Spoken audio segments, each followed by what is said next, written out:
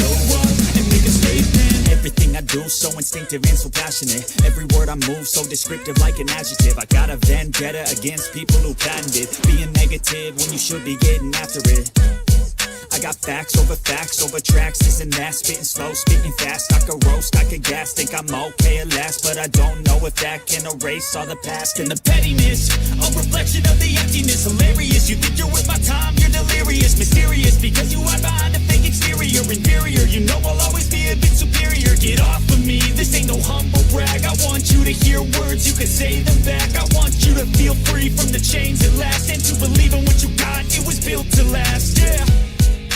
Now that I've been put through hell, I never got anyone's help.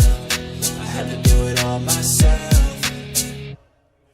I don't ever slow up, no I don't take shit. I got no love for the fakeness. If you wanna play tough and wanna hate this, I'll always show up and make a statement. I don't ever slow up, no I don't take shit. I got no love for the fakeness. If you wanna play tough and wanna hate this, I'll always show up and make a statement. Gonna learn the consequence of being incompetent. Mental health is confidence, dreams into modestness. I'm not here to save the day, that's for you to take away. I could play a million mind games, but instead I say something not illogical, something that is topical. Rub it on and watch it go, make yourself unstoppable. Dreams are irresponsible, but they're always possible. If you just believe, you could be so remarkable. Thoughts in my head, a collage and they spread. I'll be great one day, going off of my meds. No, I'm not giving up, no, I'm not giving in. I will make it to the top, taking off in the wind. I gotta make it, I'm saving every day to taste it. I'm patient, but my mind, it can hardly take it. I'm chasing a dream that I've had for several ages. A vacant, modern kingdom for the taking. Now that I've been put through hell, I never got anyone's help. I had to do it all myself. I don't ever slow up, no I don't take shit. I got no love for the fakeness. If you wanna play tough and wanna hate this, I'll always show up and make a statement. I don't ever slow up, no I don't take shit. I got no love for the fakeness. If you wanna play tough and wanna hate this, I'll always show up and make a statement. I don't ever slow up, no I don't take shit. I got no love for the fakeness. If you wanna play tough and wanna hate this, I'll always show up.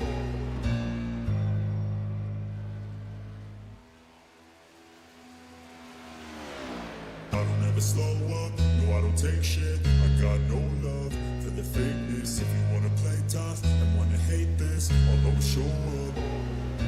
I don't ever slow up, no I don't take shit. I got no love for the fakeness. If you wanna play tough and wanna hate this, I'll always show up and make a statement. I don't ever slow up, no I don't take shit. I got no love for the fakeness. If you wanna play tough and wanna hate this, I'll always show up and make a statement. Everything I do so instinctive and so passionate. Every word I move so descriptive like an adjective. I got a vendetta against people who patented being negative when you should be getting after it.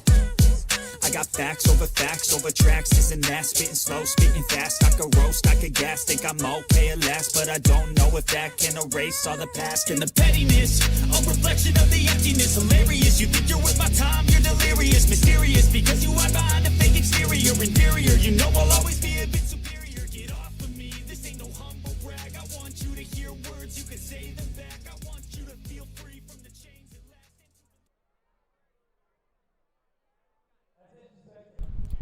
Good evening, race fans. Welcome to Redline Racing Network.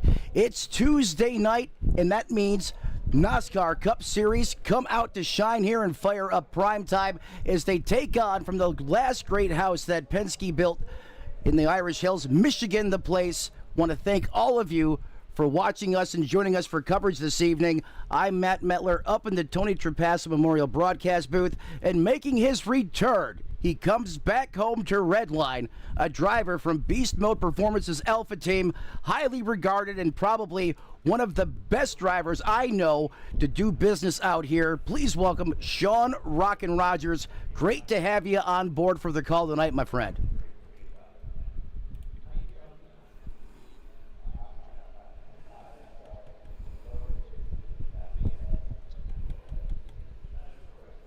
I'll tell you what, if these guys put on a show like you do out there on the racetrack, folks, get your popcorn ready. It's going to be a barn burner tonight is qualifying just about finished up out there. Looks like the 42 of Joshua Barr going to currently sit on that provisional pole. But before we get into full race mode, let's go ahead and take a look at tonight's weather conditions. And I'll tell you what, Sean, during pre-race, or practice I should say, the conditions were looking absolutely perfect as they are right now. Currently about just after 4 p.m. sim time, winds are going to be out of the west at 8 miles an hour. Could be gusting up to 13 to 14 at times. Ambient air temperature a beautiful 69 degrees, 40% water drain. Clear skies, that's going to help heat up that asphalt. Right now, it's currently clocking in at 89 degrees.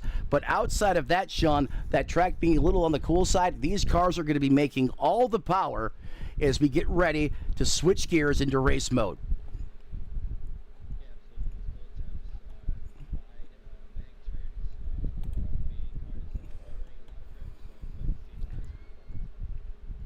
And again, this racetrack pretty much in your backyard, Sean. Brooklyn, Michigan, the last great house that Penske built, Roger Penske, obviously talking about here. This racetrack, 2 miles in length. It's wide. It has multiple grooves, multiple lanes, and it is FAST fast. So strap grandma in. Make sure she's got plenty of kernel-free popcorn.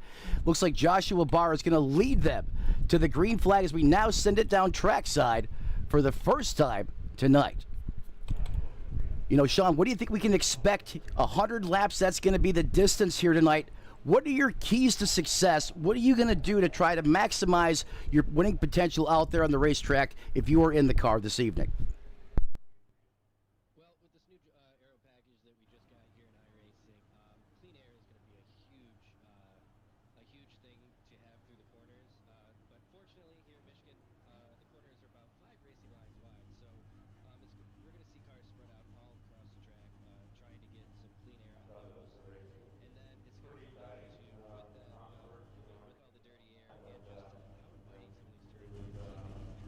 some of these turns are.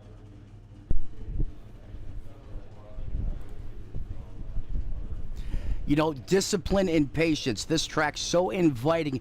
It makes you as a driver want to go faster, push the loud pedal further to the floorboard.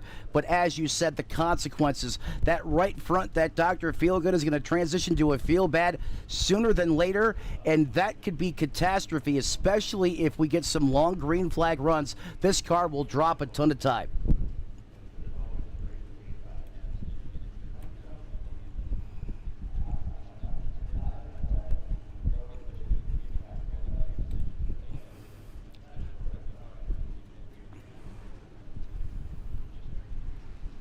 Absolutely, as that field now begins to roll behind that iRacing.com pace car.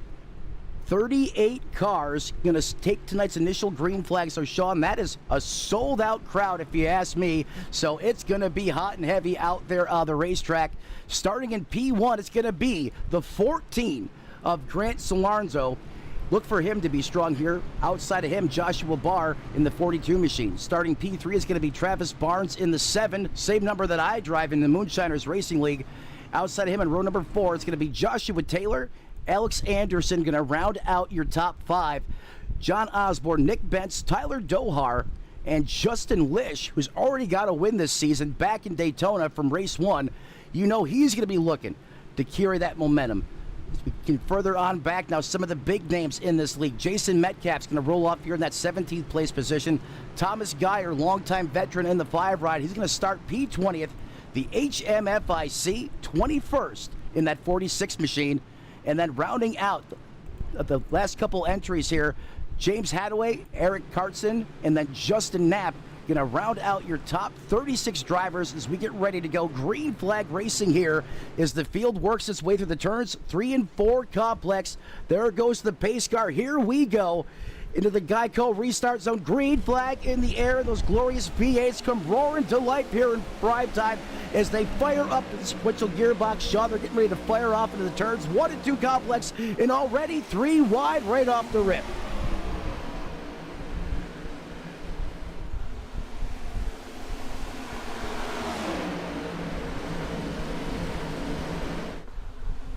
Absolutely. It's hot and heavy at the front of this piece. Look at that Ford. That is FAST fast. He's getting a big-time push there from the 7 of Barnes. Notice how they're going to kind of give themselves some real estate to work with. Just a lot like Daytona. You don't want to be pushing here in the corners. That can spell disaster. Now the front 4 cars are going to break single file as the 14 is going to lead that lap at the line, Sean.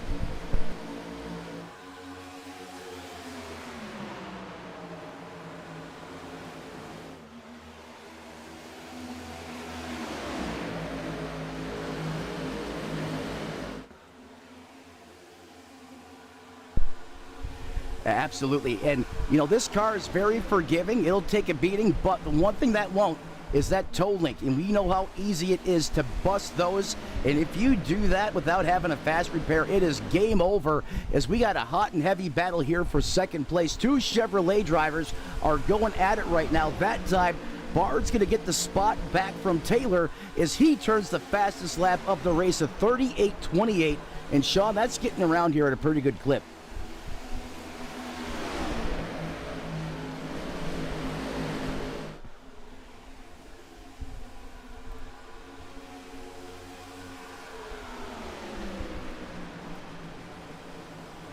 Absolutely. And I'll tell you what, you go throughout this field, everyone is fighting for position right now. I mean, we're going to keep it up here at the point because it is game on. Almost feels like there's 5 laps to go in this race. These guys are running so hard, but that is not the case, as we've barely written 4 laps in the history books. Barnes going to try to set sail here. I'll tell you what, Grant is not happy with that second place position in that Ford Mustang. You know, a veteran driver here, I thought maybe he would just kind of settle in and ride, but he's still being aggressive. You can tell that Ford Mustang wants to lead.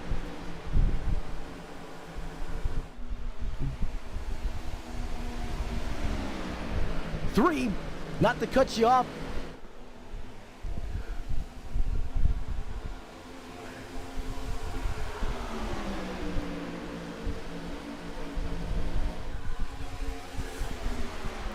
Talk about get skinny. I didn't mean to cut you off there. I did not anticipate seeing 3 wide for the lead inside of just 10 laps on the board. Oh, look at the squeeze job. I don't know how that Red Bull Camaro fit that car up there. I thought for sure he was going to get stuffed by the 7, but not the case if we stay under lean, mean, and green conditions, Sean.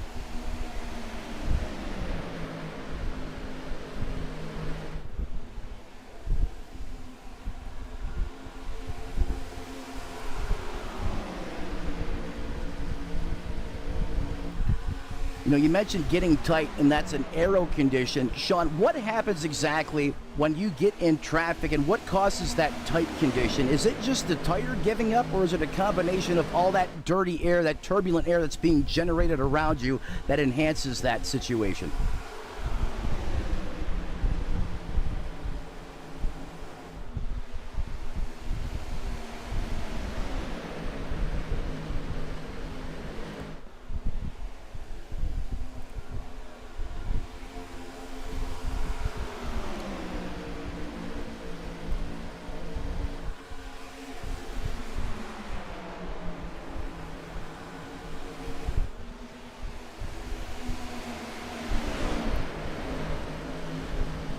Oh, we got the 7 of Travis Barnes is going to get turned off the nose. I told you those guys were playing close quarters, close proximity, and unfortunately someone gets snake bit there, and it's going to be the 7 of Barnes. He's going to get flow ridered right round. A little bit of damage on that car. However, still looks like he's rolling okay. He should be fine on that mane and tail Chevrolet, but nonetheless, he is taking a trip to the back of this field. And Sean, track position here is important, as you know. It's going to be an uphill battle for the driver of the 7.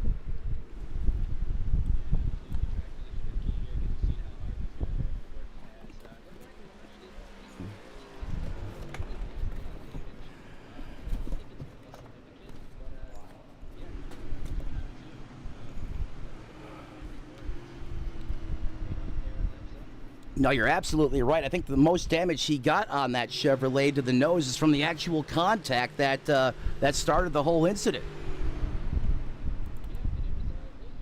Yeah, and it was like the car below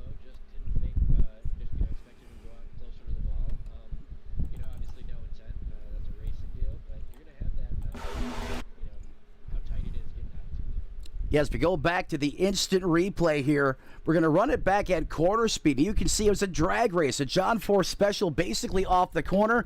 7 thought he was clear, and he wasn't. The two may have came up just a little bit. Nonetheless, contact is made.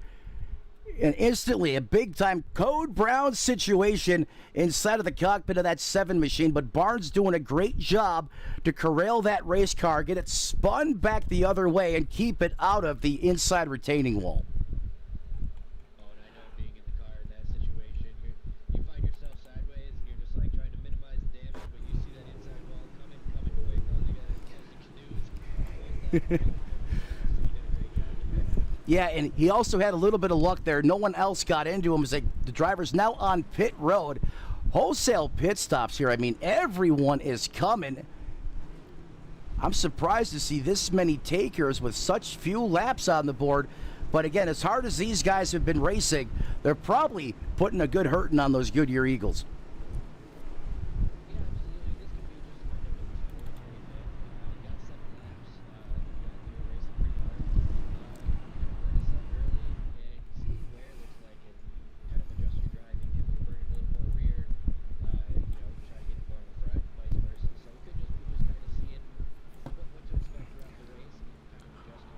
And that is, I guess, the silver lining of having a caution early. You do get a chance to come down and check your tire wear, your temperatures, versus if you go long green flag right out of the gate and you start to notice a handling situation, you really can't do anything about it until that either that stage or that yellow flag comes out. So better to get a handle on it sooner than later, as those lights are still on the iRacing.com pace car. It's been all the 14 of Grant since the drop of the green flag. Joshua Barr currently resides in second. Taylor, the 87, even with the board, he started third. That's where he resides. Jerry Turner in the 2. He's up 1 spot. The biggest mover of the race inside the top 5, that's going to be Kyle Kendall in that 12 machine. He is up 10 positions to the good. Going outside of the top 5 now, Mike Hauser's up 7. Travis Wood, 14 positions to the good now. Not to be confused with Gabe Wood. However, that's the Wood, the Travis version. He's inside the top 10. And I'll tell you what, Sean, how about this? Justin Knapp up 24 positions in that 9th place position as Patrick Rushton rounds out your top 10. Restart got waved off. Race control seeing something they didn't like here, so we're going to have to add another lap of caution, or pacing I should say, until we go back green flag racing. I can tell you a good amount of this field down on pit road. Most of them coming down on lap on lap number 7 here. So you're going to have fresh tires, it looks like, from about that 8th place position on back. So we'll see what type of an advantage, 4 sticker tires have versus just a couple laps on them, really, as that iRacing.com pace car pulls off. Grant's going to have the button, and he's going to send it Cletus McFarland style here into the Geico restart zone as he pins it to the floorboard, and those glorious V8s come roaring back to life. Green flag back in the air here at Michigan.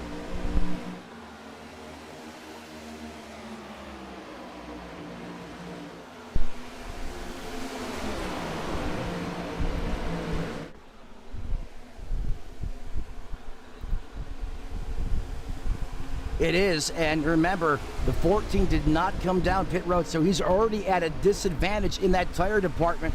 A guy wasted no time. Look at Kyle Kendall. He was the biggest mover inside the top 10, and he has got that 12 machine in the nosebleeds up there in the high lane where you like to run, Sean, and he is trying to turn and burn right now. He's trying to get some help from the 42. Just not close enough. However, he is going to clear the 87 as he burps the throttle. Kendall is charging to the front, now 13 spots to the good.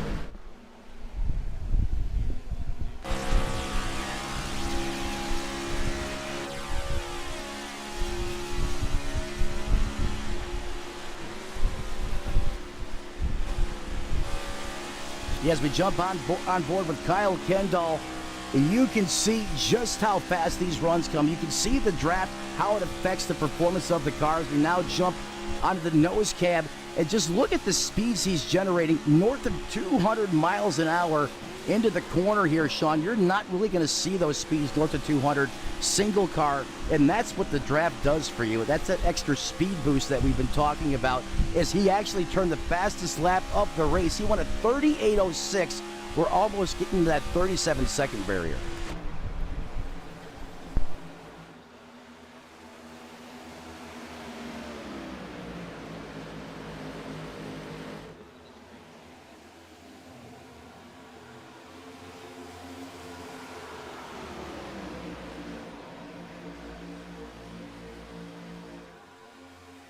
Exactly. You know, sometimes we'll call it the jig. The Indy snake is also a popular term that's used, and that's all just to try to break the draft. That extra mile per hour that you get from being in that car's wake in front of you.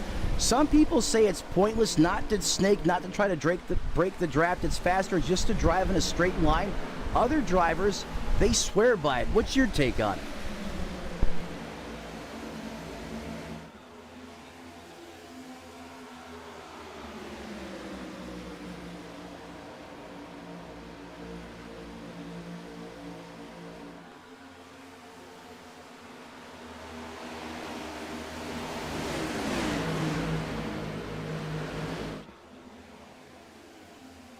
That's how I look at it too, and I'll be honest with you, earlier on in my iRacing career, I was doing exactly what everyone was doing in front of me. So if they were zigging and zagging, I was sawing at the wheel back and forth.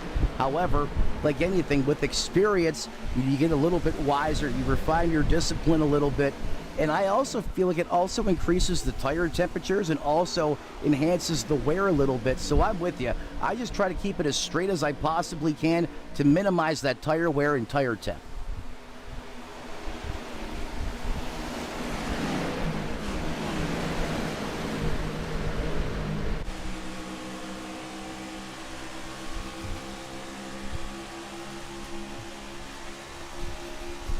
I agree. As we now jump on board with Tyler Dohar, he is back in the 16th place position. He has lost some ground. He started actually in that 10th place spot. He has now slid back just outside of the top 15, but I think this is a calculated play by Tyler Dohar. He's a veteran in the series. He's one of the ones to watch. The man out of Ohio, not too far from you, Sean, actually, who's also in the beautiful state of Michigan. He's taking a look here, really working the bottom side of this racetrack. In fact, he had those left side tires right on the yellow line, and that's usually a pretty good line if you're trying to maximize longevity and performance out of the race car, or trying to save those Dr. Feelgoods as he looks inside the 41 of Morgan Lilly.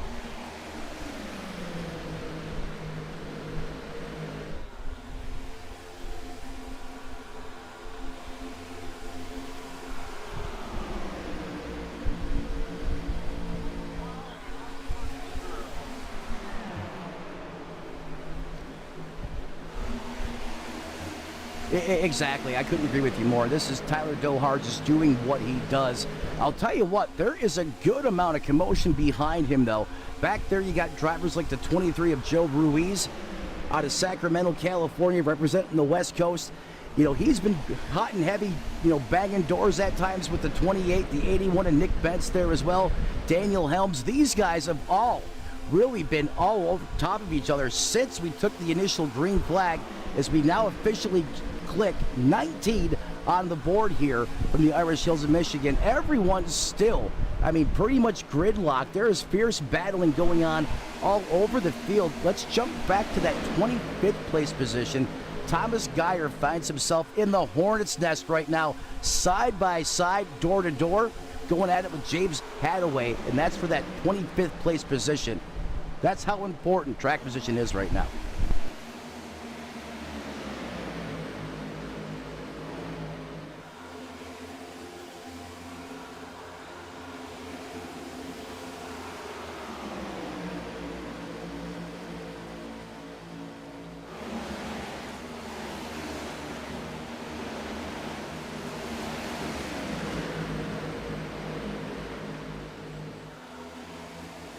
Comers and goers, as Larry McReynolds used to say, and I don't think you can say it any better than that. And like you said, we're going to find out here, in practice, 100% fuel payload, which is almost very uncommon in the fixed setup realm. I don't know why most leagues do that, but however, I got to tip my hat to Tyler McMurder here, the head cook, chief, and bottle washer. 100% fuel in the race car, so guess what, John? The setup's actually not modified from how iRacing developed it, because believe it or not, you start changing the fuel payload in the car, it changes the balance. You end up modifying the setup. And that's one of my quirks, I guess you could say, with fixed leagues. By pulling the fuel out of the car, they actually change the setup, but not here. We get the 100% fuel payload, and that's going to translate to about 42 to 43 laps before they're going to have to come down for 2 cans of Sunoco Racing fuel. We're about halfway there. This is about the point in time of the race we're going to start to find out who's been saving their stuff and who's been abusing it.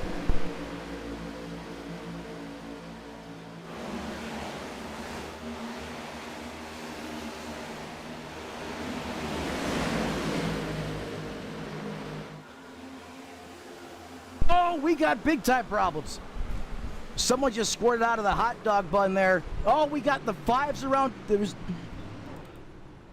That was a 2-part incident. It was like the first one was the primer, and then the bomb went off. Let's go ahead and see if we can shake this one out, find out what happened here. This coming out on lap 21 here. So that's going to be the second caution for incident, as that's going to slow things down. Let's go back to the instant replay here. In fact, we're going to give that a moment to catch up, just because there was multiple cars involved. Thomas Geyer, Justin Litch, your Daytona 500 winner champion, Patrick Rushton, multiple drivers caught up in this one, Sean. Yeah, that's just, with this tight racing, you have one slight mistake, and this is what it can lead to. So it popped off in front of them, actually, the initial incident, and then because of the reactions, the 57 inadvertently gets ARCA brake there. The driver behind him didn't check up as much, and that's going to hook him, spin him, pointing the wrong way as he tries to lock it down. And we're going to have to widen the camera out here just a little bit, because, I mean, you have multiple cars holding on for dear life. And then the other problem that happens, all the tire smoke, you can't see anything until sometimes you're right on top of somebody, and then it's too late. Yeah, absolutely. And sometimes it'll look like an arc brake, but if you ever go on board, sometimes there's really not much you can do. And that's what we're going to do. We're going to jump on board with the driver out of Fayetteville, North Carolina of the 5 ride. That's going to be Thomas Geyer. As we jump into the cockpit with him, we're going to run this back the first time at full speed and show you guys how this looked real time as it happened moments ago. As Larry the Cable Guy said, all was calm, not for long. Oh, and he gets punted. That's exactly what happened to the 5. So we're going to switch the camera around, go to the back door camera. We're going to have to go old school VHS mode here and wind it back just a little bit, but hey, that's okay. In fact, Thomas Geyer's car not cool. There we go. Bear with me just one moment here, folks, as we get this camera reset. So we're kind of trying to make it do something that it's not intended to do, but I think we can do it, Sean. There we go. So now let's go to the bumper camera, the GoPro camera, and we're going to go ahead and roll this again at full speed. And in this case, Sean, when you have a caution like that and you're checking up for an incident in front of you, you're at the mercy of the guys behind you. There's just nothing you can do if someone decides to come in there and just pepper the hind end of your race car.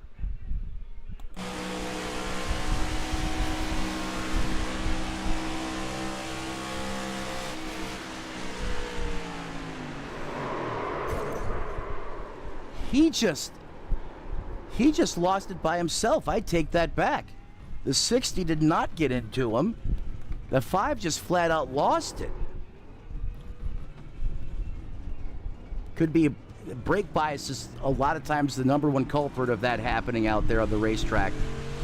Sometimes you have it dialed towards the back trying to save those fronts, but if you jump on the binders like in this situation, sometimes it can cause that car to spin out of control, and I think that's what happened to the 5 there. Let's go ahead and take another view from Justin's position, your Daytona 500 winner. And this is going to tell a different story. We're going to roll it back just a little bit and watch what happens here, folks. is going to react to the incident in front of him. The 44 is not going to check up as much, and that Camaro is going to punt his fellow Chevrolet driver there in the business end of that race car, and it's going to be on like Donkey Kong from here. Just a little bit of a tap right there is all it takes, and around you go. Is this going to be...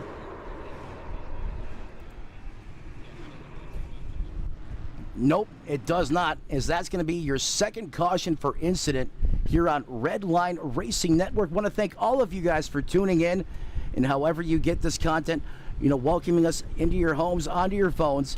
If you could be so kind as to smash the like button, ring the bell, that way you'll get notified each and every time the Nosscar Cup Series is live on YouTube. You'll also have other opportunities to catch great iRacing coverage here on Redline Racing Network as that field gets re-racked, restacked, ready to go back to green flag racing. And guess who is now going to restart here? P1, Sean. Justin Knapp up 32 positions. I see you. Sean, go ahead and take us back to green flag racing, buddy.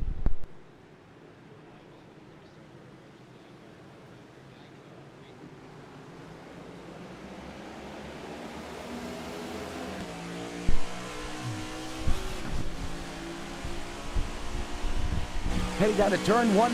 Oh, and the caution comes out as cautions breed cautions, and we were going to get ready to go all out wide open coverage here, but we're going to have to do that in a moment. Is right off the restart, Sean. Sorry to cut you off there. Caution flag. Not even as, I don't think the field got across the start finish line, as sometimes that can throw a monkey wrench into iRacing's timing and scoring. Did you happen to see what went wrong? All right, that makes two of us.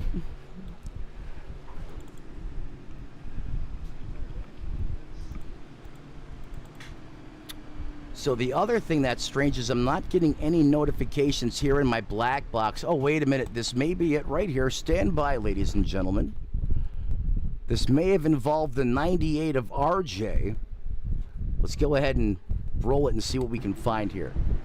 This is going to be towards the back of the field, Sean, in that Ford Mustang. Oh, the Wendy's machine just didn't get going, and he, oh my goodness. That was the weirdest thing ever. The two cars, they spun out simultaneously at the same time. Yeah, I'm trying to find it on my own here, Miller. So if you go back to the 36th place position, it is tail end Charlie on the bottom lane.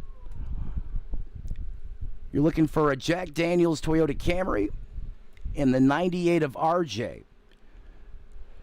We're going to go on board here. Again, this is going to be pointed out the GoPro camera off the back bumper. Good Lord, there I said it. Let's go ahead and roll the playback here. I think he's going to get poke checked. Oh, yeah.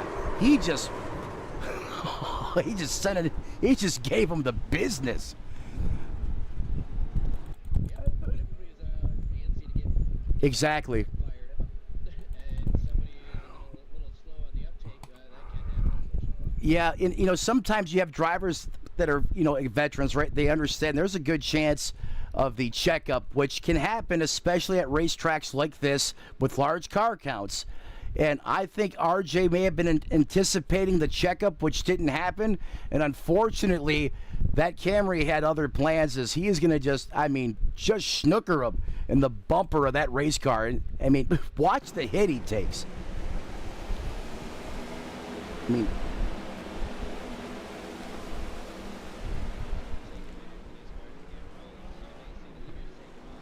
right. It's just something you give it an experience. Exactly. The odd thing was how both those cars reacted. I mean, that Jack Daniels machine took the same exact trajectory of the Mustang, which typically you don't see. Usually that guy that administers the shellacking is able to keep going, but in this instance, he, for all intents and purposes, loses the race car the same way the Mustang did. So we go ahead. Exactly. Almost looked like a tandem, I don't want to say drifting, but tandem crashing out there on the racetrack. As we watch this one more time. I mean, he just grabs the gear, he puts it to the floor, and boom! In fact, they made contact there a couple times. The good news is this was at lower speeds. Both those guys will live on to survive and race another day. Like we said earlier, the problem is there's still 36 cars out there on the racetrack. Everyone is still in it to win it, and that's going to put you back in at the tail end of the pack as we go back to green flag racing once again here. Excuse me, coming out of caution here on Redline Racing Network. That's going to cycle Kyle Kendall now to the front in that 12 machine. Going to have some takers here on pit road, Sean. But so far, it looks like those fresh tires that some of these guys took back on lap 7 really hasn't materialized perhaps on, the way they hoped they would get an advantage. But I would have to think now with this second group that came down, as we're more than halfway through this fuel run, those guys should reap some rewards of having 4 fresh Dr. Feelgoods on their race car when we go back green flag racing.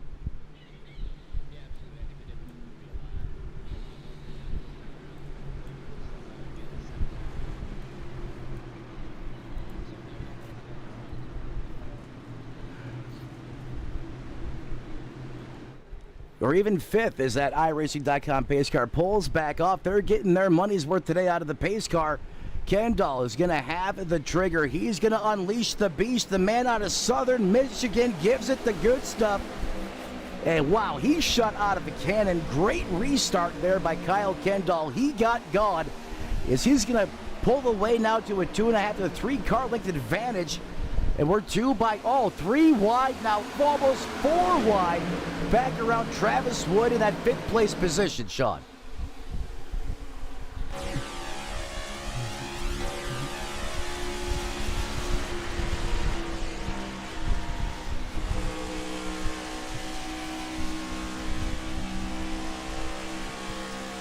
And they are trying to make some hay as they are right now with 30 laps officially on the board as it is all out mayhem here at Michigan.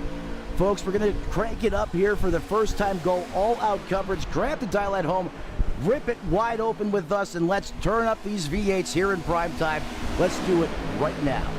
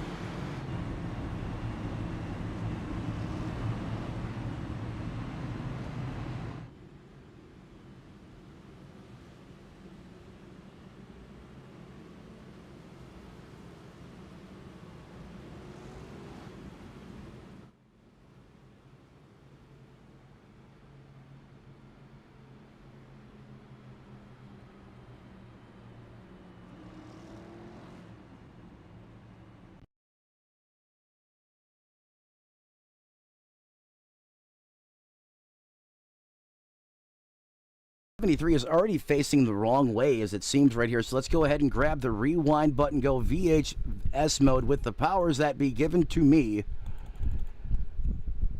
And again, like you said, coming off of a restart here, close quarters racing, hard racing, and this is certainly a racing deal, very characteristic of what might happen here at Michigan in real life in this situation.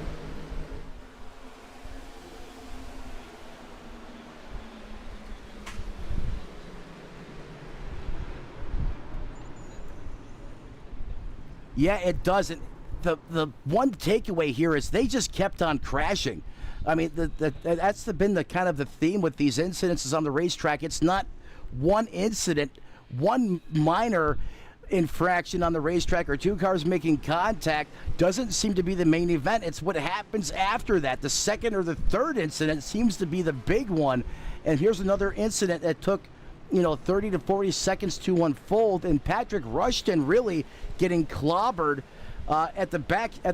Just as this one, you thought it was over, then the 73 unfortunately had a little self-inflicted concrete poisoning there, as it looks like he's going to restart here as of right now in that 33rd position, but he's definitely going to have to take that thing down to pit road. The front of that car, the valence, the splitter, is all out of sorts right now.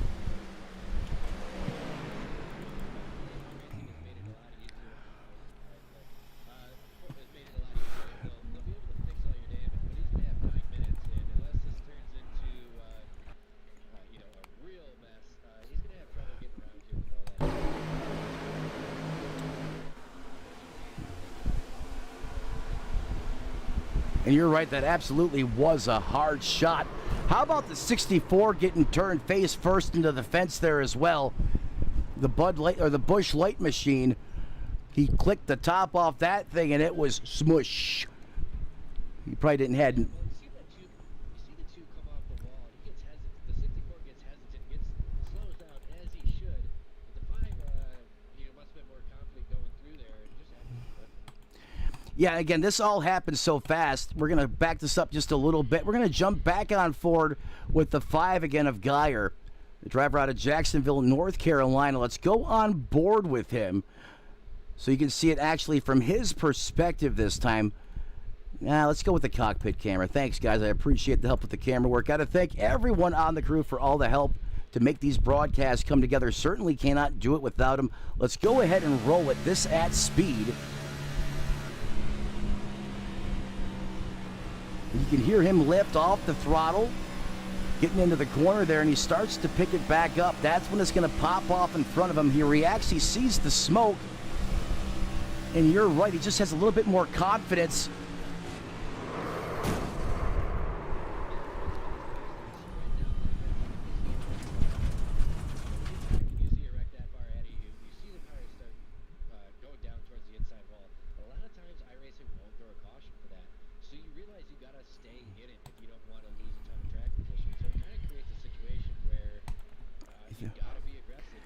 Thank you. He was just a little hesitant with that 2 on the wall, which he had every right to be, because the 2 bouncing off like that, you never know what's going to happen. He had toe link damage, he was all the way across the track. So that's just something that iRacing kind of creates by not throwing caution.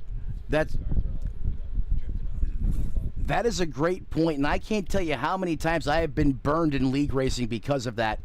I think I know what happened here. I think the 5 ride was going to do kind of what you were saying. He was going to send it to the outside, but he had no idea there was a car slow up against the fence. And he couldn't see it until that 64 kind of made that little bit of that half lane change down to the inside. Once the 64 moves, if you watch this at speed, you can see the 5 try to go to the outside, and all of a sudden there was a 4,500-pound race car sitting there. Obviously, he couldn't stuff it up there. The only choice he had really was, unfortunately, to turn that the other Chevrolet, that the Busch ride, and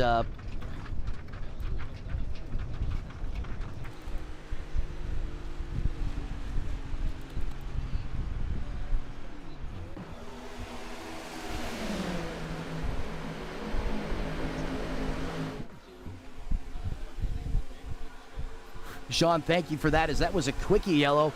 That was a lot quicker of a caution than we've had in the first couple incidences. So, great heads up on that. And you're right, it's back to close quarters. High octane racing here at the front of this piece as Kyle Kendall still shines the way here. He carries the torch, at Michigan.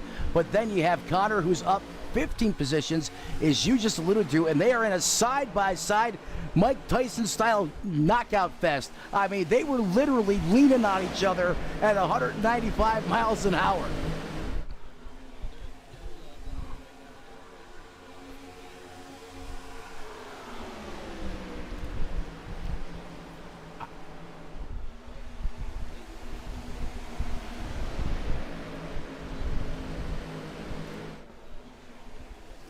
And that's the thing, and that's the narrative that's being set right now. And these drivers are starting to understand the trends of the race, and they're going to have to really get hungry. Over 203 miles an hour off into the corner.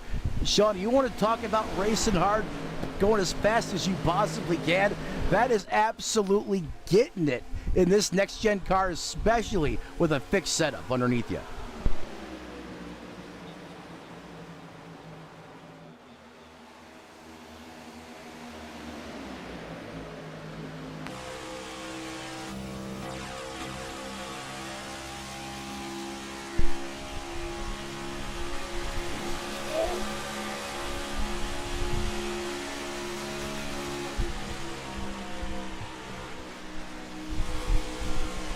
And well, if you were giving us a breakdown on the speeds, and thank you for that, these guys were side by side. I mean, less than probably 3 to 4 inches apart from each other. As the 87 is now going to heed and surrender to that battle. He's going to stuff it back there in line. But, I mean, Sean, all these guys right now, we're right back to just all-out wide-open racing. No give and take going on, and it's a byproduct of these restarts. So it's almost like if we do throw the yellow flag, because everyone is trying to capitalize on that restart, we increase the risk for more yellows because everyone's packed up on top of each other once again. So that's the other side of it, that Michigan effect, if you will. You can have those long green flag runs, but you get one yellow, and suddenly the whole feel of the race can change from green flag to a yellow flag fest in the blink of an eye.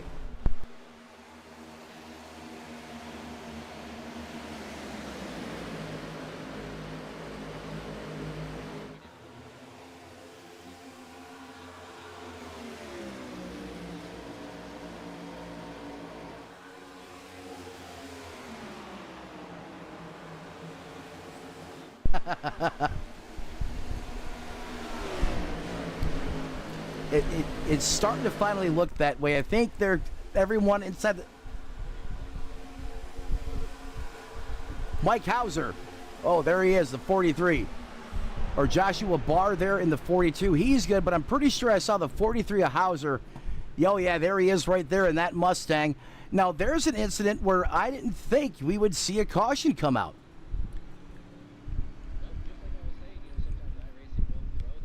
Right.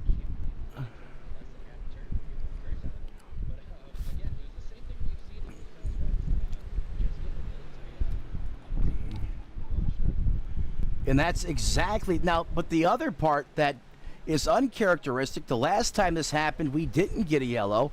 Now this time we do get a yellow. So this goes back to your point that iRacing kind of generates this aggressiveness at times on yellow, or presuming the caution flag is going to come out because of an incident, which results in people or drivers not lifting until they see that yellow flag fly, because it's a crapshoot. You just don't know if it's going to come out or not.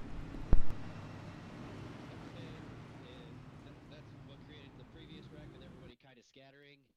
Yes. That's kind of how this wreck played out. Let's go ahead and take a step back here to the instant replay. And it looks like some of the same drivers, too, unfortunately. Here's Eric Cartson again in the 64. We've talked about him. We featured him in the Busch Light Chevrolet not that long ago. And then also you have Mike Hauser as well, going to be impacted here in the 43 machine. In that, however, it's not a Toyota. It's now a Ford with a beautiful, actually, Motorola paint scheme on that car. I'm really digging the colors on that 43. Let's go ahead and roll it back. let that play out live here on the replay. You can see he bombs it off there into the corner, and the 22 is going to get tight and slide up the racetrack, and he's going to get snookered. The 43 locks it down, though. He does slide back up onto the racing surface just a little bit. Drivers taking evasive action. No one's going to make contact with the 43, but I think the 22 may have been the guy that received the more evil side of that one, if you will, as he's got some moderate damage. Oh, yeah, that spindle is completely locked up on that race car. That left front isn't even turning.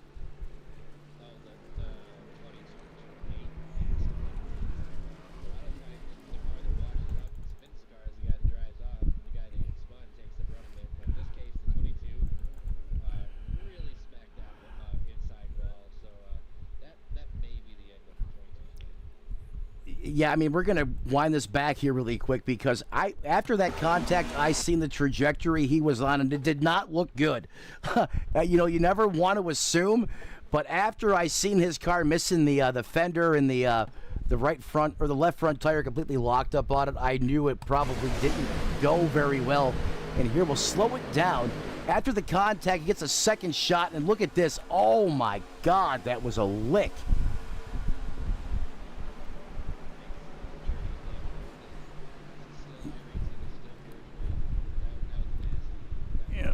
Well, I'll tell you what, he'll be picking his virtual teeth out of the cockpit of that virtual race car for the next month with a hit like that.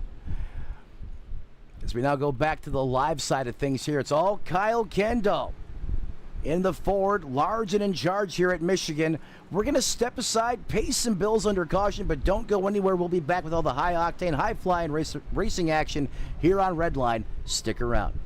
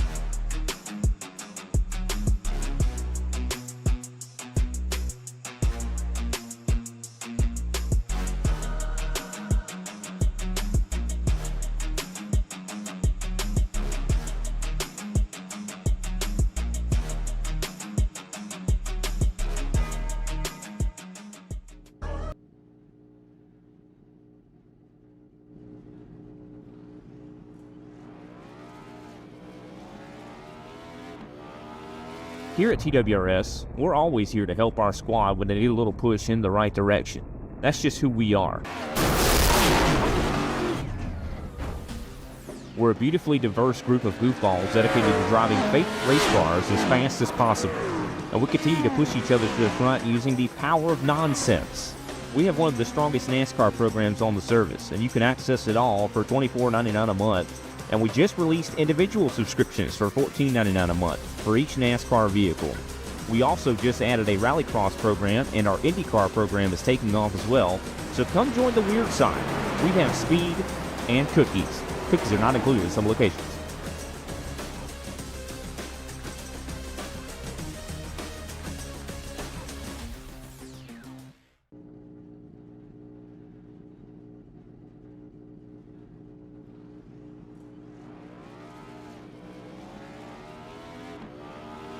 Here at TWRS, we're always here to help our squad when they need a little push in the right direction. That's just who we are. We're a beautifully diverse group of goofballs dedicated to driving fake race cars as fast as possible. And we continue to push each other to the front using the power of nonsense. We have one of the strongest NASCAR programs on the service, and you can access it all for $24.99 a month. And we just released individual subscriptions for $14.99 a month for each NASCAR vehicle. We also just added a rallycross program, and our IndyCar program is taking off as well. So come join the weird side. We have speed and cookies. Cookies are not included in some locations.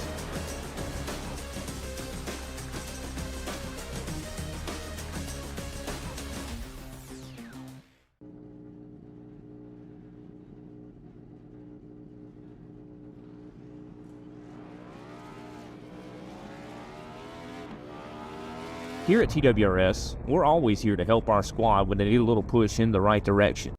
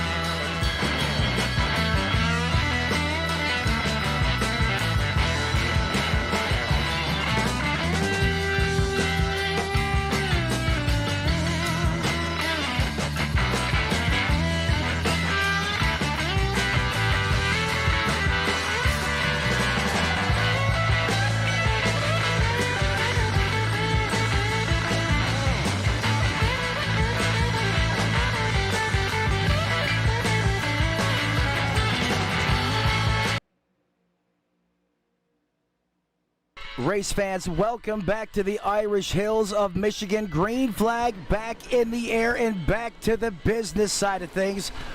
Matt Metler and Sean Rockin' Rogers up in the Tony Trapasso Memorial broadcast booth as we are now north of halfway here. It is only going to crank up from here, Sean. Yeah, I bet it's going to crank up. Fortunately, Metler, you need to look at your Discord because nobody can hear me. You're coming through just fine, buddy, loud and clear. Well, we look at the 4-car down on the taking the inside, going through the tri-oval. Got a decent lead heading off to this next stint here. Absolutely. As Connor now continues to lead the 4-car, taking his turn. And one of those drivers I said to watch at the top of the broadcast, Jason Metcalf, currently now up to that second place position in that 29 ride out of Pickering. That man suddenly now on the map, kind of like Kevin Harvick, how he used to be. You just got to linger in these races. Just save your tire. You got yourself in a good track position spot. And if you look at right behind him, Travis Barnes, early spin, back up in contention. So if you're gonna have problems, you'd rather have him early, back up in the mix of things. And he certainly is in the mix of things. It is all business as usual here at the front of the field. But you know what's actually kind of ironic, or maybe that's not the right word? Beginning of this race, about the first 50 laps or so, I mean, these guys, what was all-out trench warfare out here? And just as I say that, they start to turn it up again, as they often do, to make us look like we don't know what we're talking about up here in the booth. But look at the 29. Just send it into the corner. Oh, he's going to slide up the racetrack. They get up close and personal, but no contact. And they're still side by side, just needs some help. And he didn't have any. He's going to have to try to pull it back in line and regroup to try to make another run at the 47. That 29 of Metcalf really looking for some help there from the 42 of Barr. Just didn't get it, Sean. And the 42 of Barr did not want to help him. He kind of slid right in there and didn't give him much of a choice. But good patience to get out of the throttle. It's not worth it at this time. We're still just over halfway. But yeah, that's how you generate runs. You've seen a little bit of bump draft, and maybe some Daytona, some Atlanta action. They heard us talking about the plate racing. They thought maybe they'd give us a little taste of it for all the fans at home, watching this great iRacing content here on Redline Racing Network. Let's take a moment and go through the field now with 55 laps currently in the history books. Connor up 17 spots. He carries the torch here. Up, as I said, 17 positions. That is quite an accomplishment coming from the rear to the front. Travis Barnes, he's been up here for most of this race. He had a wild ride earlier on in this one, able to recover. He resides in that second place position. The guy, where did he come from? Metcalf. He was back there around that 20th place position for most of this race. Now he decides, Sean, it's time to move forward as he now cracks the podium up 14 positions, holding on to that fourth place spot. Joshua Barr in fourth, and Daniel Helms rounds out your top five. However, the biggest mover of the race is the other Metcalf, the Cooper version. Sean, he is up 23 spots, just outside the top five in sixth. Yeah, with all these different strategies, with all the cautions we've had, if you just play your cards right, you can definitely earn yourself some track position, and then hopefully hopefully you get another caution. You can be on even tires with the leaders, and that's how you work your way up in these hard to pass races. Yeah, I mean, I don't think you wreck your way up. Oh, big move there from the 29. He got squirrely, and that paint car kind of looks like Miami Vice or a Grand Theft Auto from back in the day, the paint scheme on that 92, but I am digging it. He almost got sent into the fence there. His car just got snapped loose there in all that dirty air. Had to reach out and grab it, but he does. You mentioned the strategy, Sean. So Travis Barnes right now, who is your leader in that 7 machine? However, it is being contested by the 4. Ooh. It looks like the 4 of Connor got into the 7 a little bit on entry there, because I seen the rear end of the 7 of Travis Barnes kick out. I wonder if there might be a little retribution here. Maybe just a little bit. I think you're onto something there. I'll tell you what, the 7 then also went blink mode. He went Christmas lights, and that's never a good thing, especially when you're right on top of someone racing side by side. There was definitely some contact there. Oh yeah, tensions are getting a little high here up front, and the 29 of Jason Metcalf looked at that as an opportunity. So he's going to stick his nose in there, and he's going to try to get a piece of this. Jason said, "Thank you, I'll take that," as he got an early Christmas gift.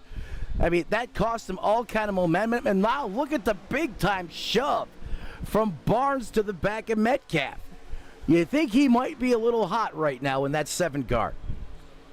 Oh, he's just trying to get back there. He realized that trying to go side by side, getting on the side draft and losing the draft on the 29 was only going to slow you down. So sometimes you got to play nice with others to get where you want to be.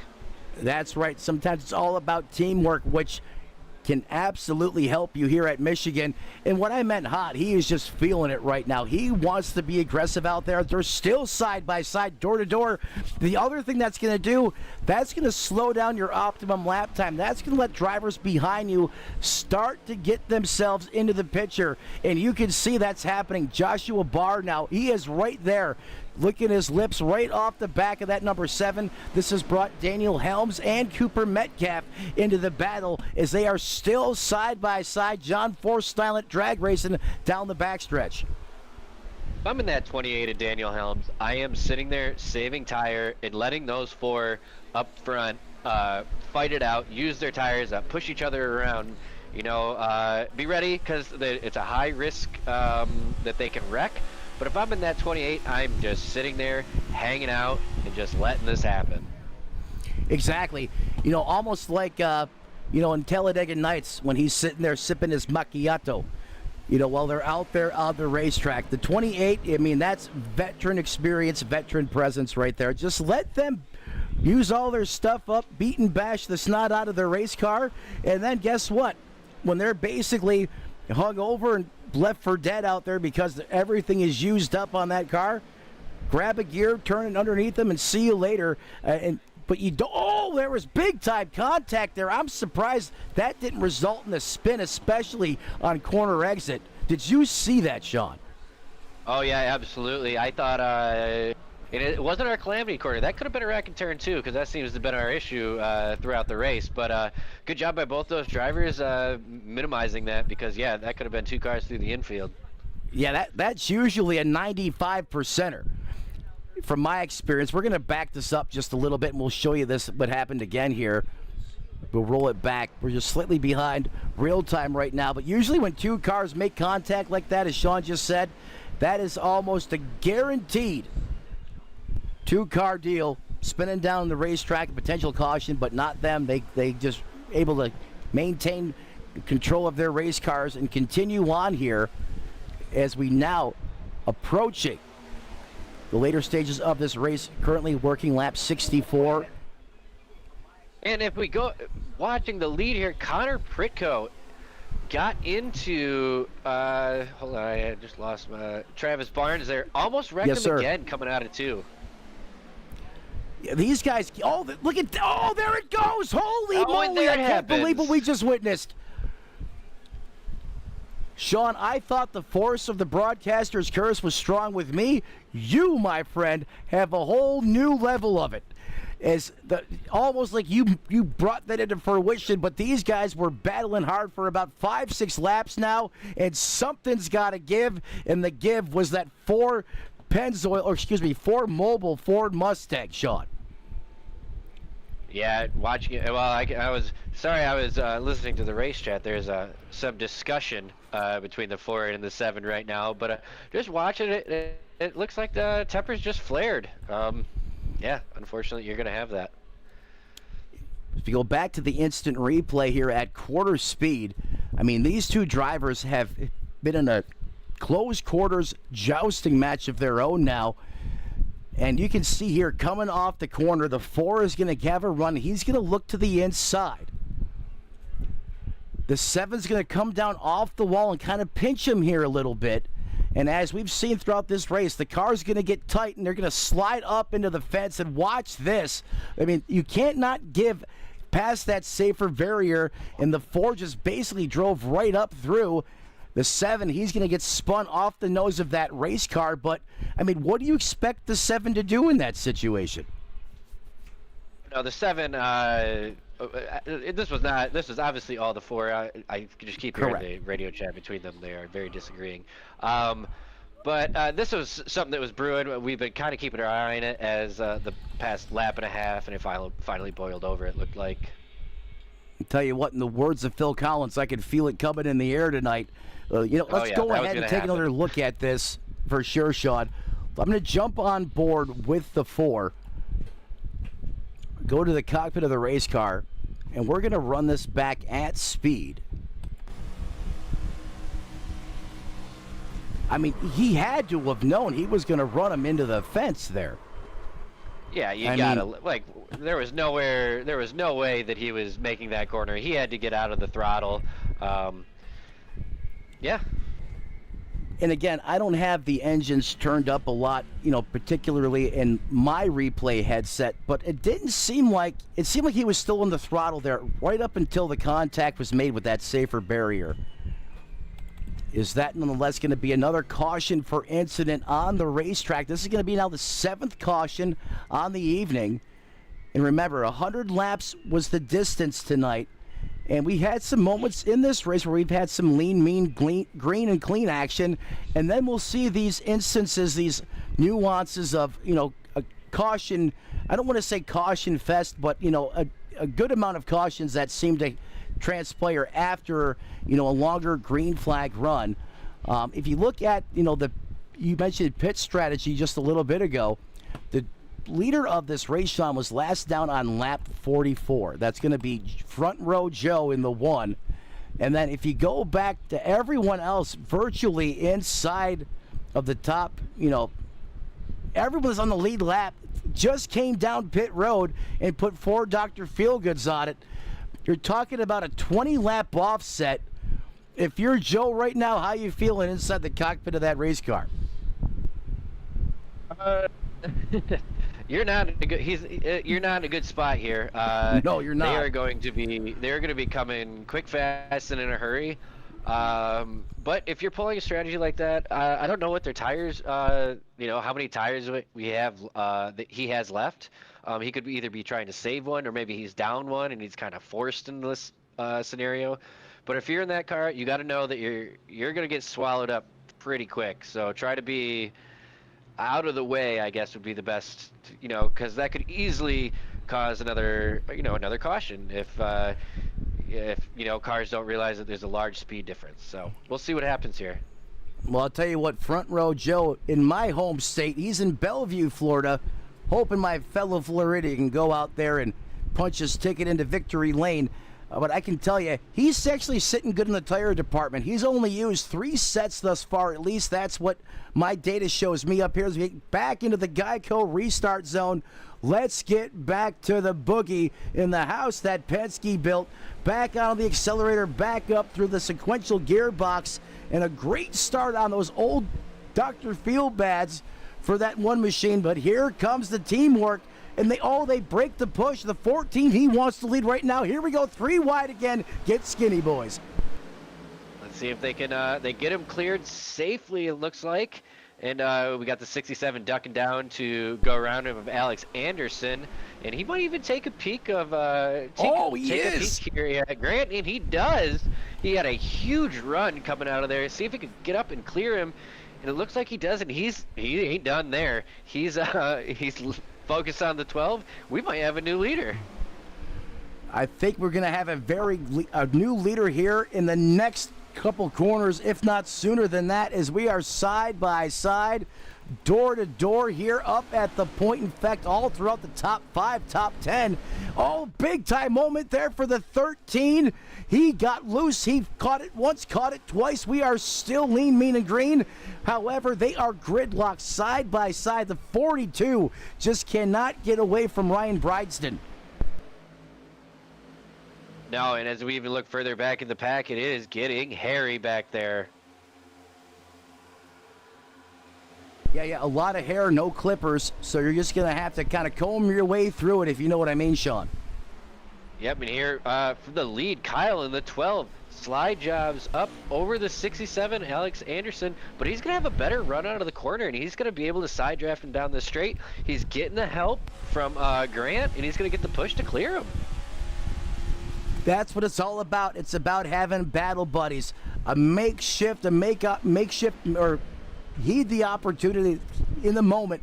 Get that friend that'll help you, give you that push to clear that race car you're doing battle with.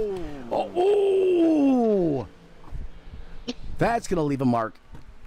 And that just looked like a case of he thought he was clear, and he was not indeed. I don't want to use the word self-clear in this case because, really, unless you have someone spotting for you or crew chiefing you in iRacing, that's what we do all race long, but we tend to use the word or say self-clear when there's an incident because you improperly cleared yourself, but we do that all race long. So I don't want to say self-clear gone wrong here in this case. It was just, like you said, ran out of room and misjudged it, and it's going to pop off another yellow flag. Yeah, going back and looking at it, it looks like a case he was trying to slot in, and he just didn't. Ran out of real estate. Yeah, he just misjudged it. And you'll see this from the replay, and thank you for that, Sean, as we now cycle back to the replay side of things here on Redline. This happening just seconds ago. This was up near the point as well. Taking a look here at the 67 of Alex Anderson. As we'll pick up the playback speed on this, and wait a minute. Did that happen behind him, Sean? Oh, wait, no, there it is right there. Right off the nose, and as Sean said, ran out of real estate, misjudged it, and he's going to take the Evil Knievel line through the grass. But I got to hand it to Anderson. He did a really good job of holding on to that race car. It's an unfortunate situation, especially the way he just came through out of nowhere. I haven't really seen much of him all race, and then he just shoots up to the lead. So, that sucks for him, but he was able to keep it clean. And yeah, great that's piece all you of can driving. ask for. Yeah, absolutely. That's all you can ask for. I mean, I'm sure you've been spun off the nose of a race car, or in that situation, Sean, here at Michigan. Obviously, veteran on iRacing, you've been doing this for a long time. But the other side of it is that grass there, that's like a sheet of ice. I mean, the car virtually has no grip. This isn't a or a light pro truck out there with four-wheel drive. This has slick tires and rear-wheel drive, and he does a masterful job of just pointing this car. I mean, watch this, and I'm going to use a different camera angle we typically don't like to use, but I'm going to do it anyhow in this instance. We're going to go to the rear chase. Watch this. Watch this, folks. I mean, watch this piece of driving here from Alex Anderson. I mean, this is incredible. I mean, he is spinning, holding on for his life. He hits the grass, immediately gets that Jack Daniels Chevrolet or Camry pointed straight and puts it through there straight as an arrow, right back out onto the racing surface, and keeps the car below the yellow line, Sean. That's about as good as it gets. Yeah, absolutely, especially with how unpredictable the grass can be. Yes. It didn't look like he hit anything too big. I mean, it was pretty bumpy, but in some of these infields, and even like the sea of concrete at Talladega, it is bumpy down there, and it could just like kind of bounce you around and make you lose control. So definitely, it's definitely sketchy down there. But that was a great driving right there, and he avoided the pit cone, which is big. Yeah, because the minute you do that, it's gonna get it's an instant black flag. But the silver lining in a league session, usually there's a race controller, someone that can clear that for you. Yes, however, if it's fixed if it's an official race, though, different story. That is game over. Yeah, that's something iRacing needs to close, but they'd have to figure out a way so it doesn't get. I don't even know. I couldn't even think of a cheat, that it would. Create, you know what I mean? Like, who's going to find a weird loophole and gain time if they turned that off? So I don't know. Maybe they're looking to do that in the future. Well, I'll tell you what, ladies and gentlemen, we're re-racked, restacked with the 8th caution on the evening. We're going to step aside for the final commercial break. Then we'll be back with you. Coverage uninterrupted through the checkered flag, post-race, and more here on Redline. Stick around. Don't go anywhere. We'll be right back.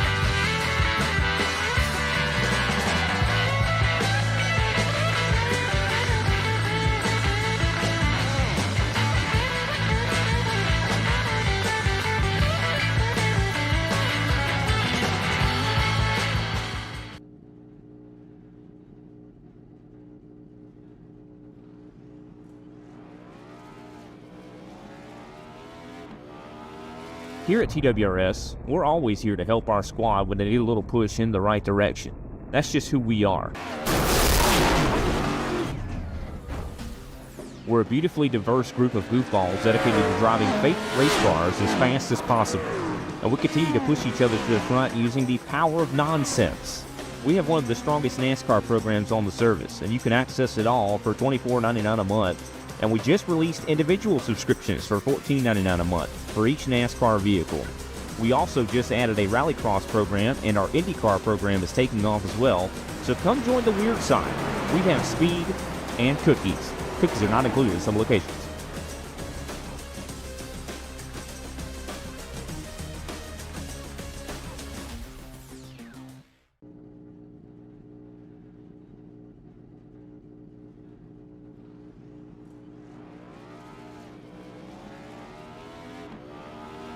Here at TWRS, we're always here to help our squad when they need a little push in the right direction. That's just who we are. We're a beautifully diverse group of goofballs dedicated to driving fake race cars as fast as possible. And we continue to push each other to the front using the power of nonsense. We have one of the strongest NASCAR programs on the service, and you can access it all for $24.99 a month. And we just released individual subscriptions for $14.99 a month for each NASCAR vehicle. We also just added a Rallycross program, and our IndyCar program is taking off as well. So come join the weird side. We have speed and cookies. Cookies are not included in some locations.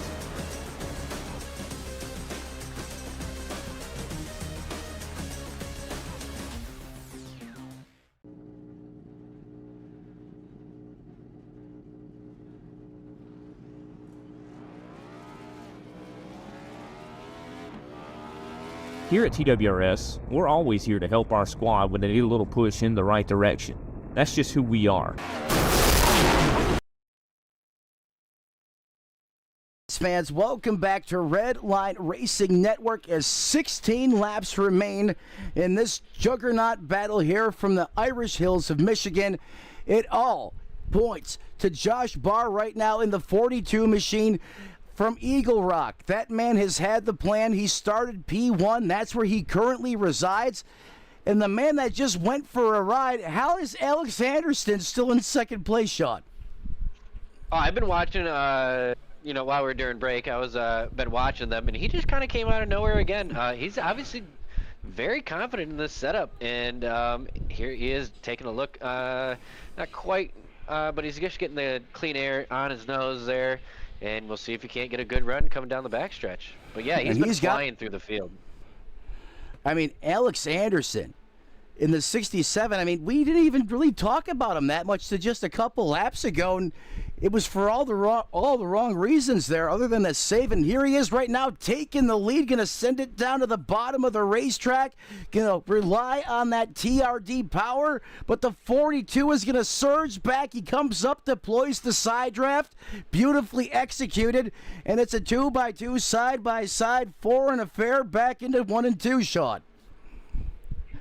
And here coming out of 2, you definitely want to have that high line, which, as you can see, the advantage as the 42 of Barr does extend it a little bit, and he's going to be able to, I think if he can rip that high line again, you can just carry so much more momentum, and I'm going to eat my words as Alex Anderson pulls a slide job and just cuts the air right off the nose of that 42 and allows him to take the lead. I'll tell you what do we know? And Sean, I was going to say the same thing you said. I didn't think he was going to be able to get it done with the slider like he would do at Chicagoland per se. But he able to execute it perfectly. And the 42, might be starting to lose some handling on that race car. As you can see, he is now starting to get tight center off. 42 now, Josh Barr going to slide back one spot, still holding on to the podium. But that 67 of Alex Anderson right now, like the Toyota marketing campaign says, let's go places, he has went to the point. The 67 now has entrenched himself at the lead with just over 10 laps to go. Let's see if he can hold on to it and close this thing out. Well, what you got to worry about is if he, how hard he fought to get through the field.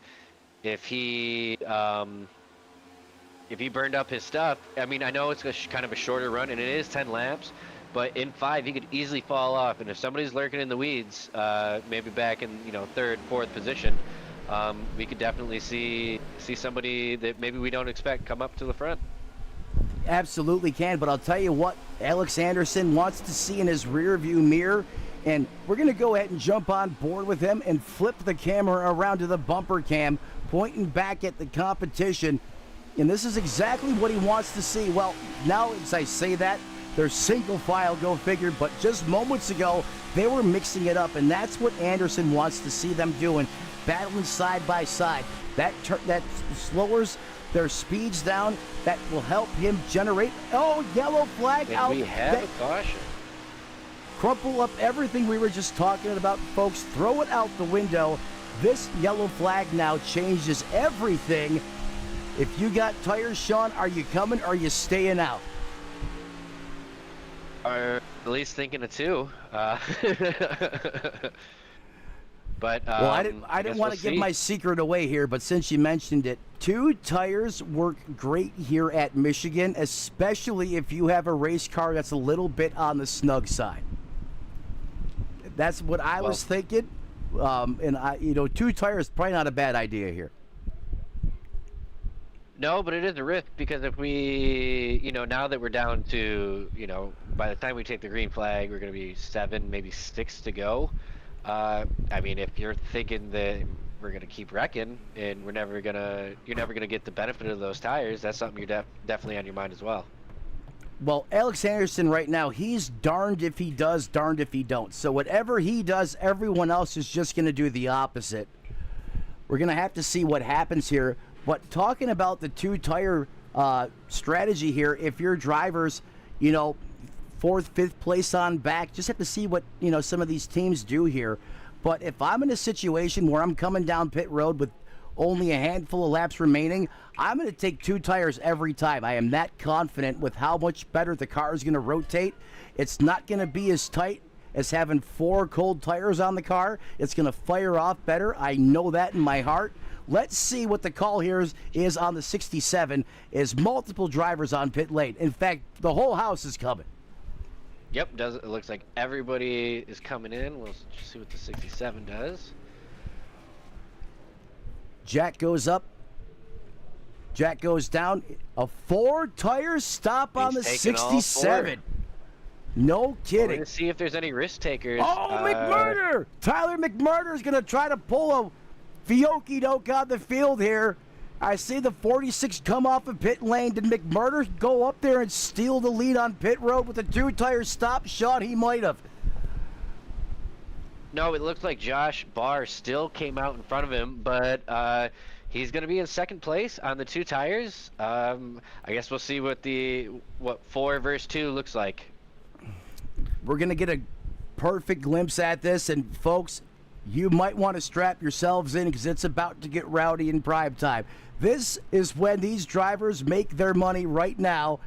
It is go time, less than 10 laps to go. It's going to be just like a short track Friday night last chance qualifier special here on Redline Racing Network. And don't forget, folks, if we do not have enough laps to get this race in its scheduled distance, we do have overtime in our back pocket should we need those extra laps to finish this race under green flag conditions.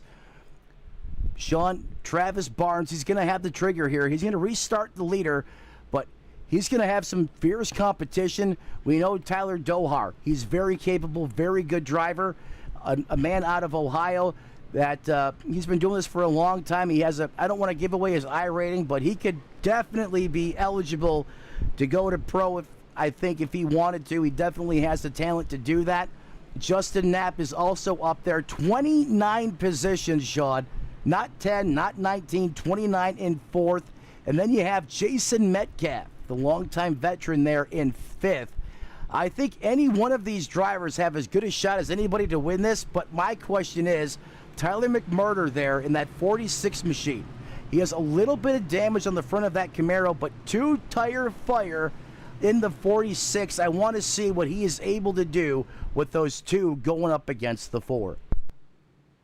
Well, and hopefully whatever damage that he has is not going to be too effective, because if you have a little front end damage, you're going to be super tight. Plus, on only 2 tires, that could make for a miserable little sprint here. Because this is going to be it's balls to the wall here. There's no more give and take. We're going to be 5 wide going through turn 1, so things are going to get crazy here. But Absolutely. strap in. That's what we do this for right here. Right now, it's the calm before the storm, like being in the middle in the eye of a Category 5 hurricane. All is calm, not for long as we get rid of the pace car. There he goes. There we go. It's time to reach up there, pull those bolts tight one more time as we get ready to go back to the green flag side of things here from the house that Penske built in Michigan. And the 7 of Barnes got gone in the Chevrolet. Great restart. He's going to pull away about 3 car lengths here as they are battling door-to-door, side-by-side, 3 wide behind back him. in the field. We're still green flag. We'll keep it up here at the front as long as we don't get any. Look at this cluster of cars, Shaw. This is absolutely insane.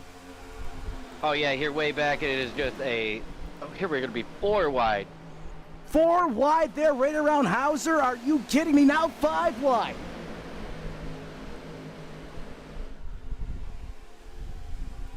We're going to widen things out here, folks, to the widest camera angle. We got 3-way. It's okay to 3-way at Michigan at the line. It is all Travis Barnes, though, at the point as he is trying to check out a Dodge. Look at the mojo out of this Chevrolet here in the late stages of this race. It seemed like he was holding something a little back. Yeah, absolutely. He was back there saving tire, and now he's going to hopefully make it pay dividends, but he's got an angry swarm behind him. Then some of those tires are going to start coming through, so we see if he can hold on to it. Angry swarm of individuals right now. The Hornet's Nest is alive and well, and it is, in fact, talk about the Hornets really turning up the speeds. Connor just broke into the 37-second bracket, a 37.86, new fastest lap and top speed of the race for Connor. Sean, 208 miles an hour out of that 4 machine. He was getting we have a caution on the track.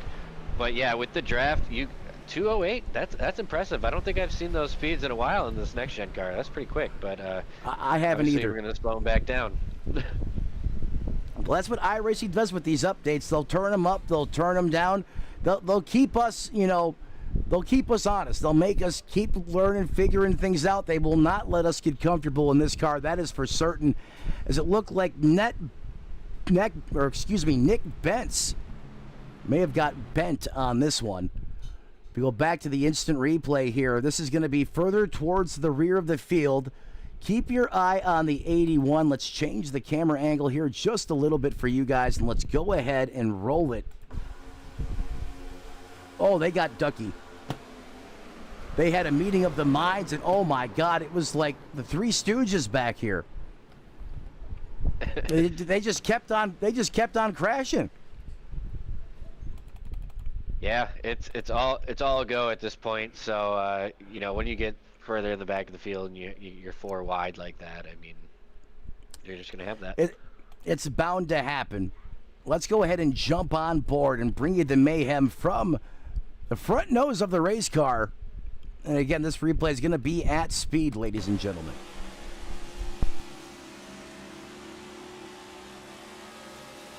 Fire down the backstretch and just look how fast it pops off, and little chitty chitty bang bang.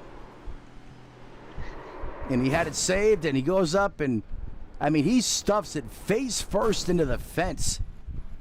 This next gen car, Sean, it almost gives you like a false sense of security at times, where you lost it, and then you feel like you recover it, and just as soon as it seems like you get some faith to put your foot back on the accelerator, the car takes off again on you. Yeah, absolutely. You get those rear tires heated up, and you think you're safe, and you will be safe for like 1 second, and then you are no longer safe, and yeah, you find yourself pointing into the wall. That's exactly what happened there. And that, again, not of Nick Bentz's doing. He had some help, but I mean, I thought he had it saved, and just as you said, for that split second, and then it said, nope, hey, watch this. And it just takes off straight into the nosebleeds on him. And this could bring us to a natural green-white checker, or could be knocking on the back door of overtime here. This is going to be the 10th caution for incident on the evening. It's all Barnes still at the point, but the Rocket Man behind him, Connor Prinko, or Pritto, I hope I'm saying that correctly. I know it's definitely not Prick. Thank you, Sean. Sean Rockin' Rogers joining me up in the Tony Trapasso Memorial broadcast booth. As he's been here before in the past, but it's been some time, and we could always use a little Mr. Rogers up here in the neighborhood in prime time, and appreciate you being back up here, man. Hopefully you'll be sticking around a little bit longer. You know, the last time we got paired together, usually that results in extracurricular activities, but hopefully that won't be the case this time. Well, we haven't disappointed tonight, that's for sure. No, we haven't.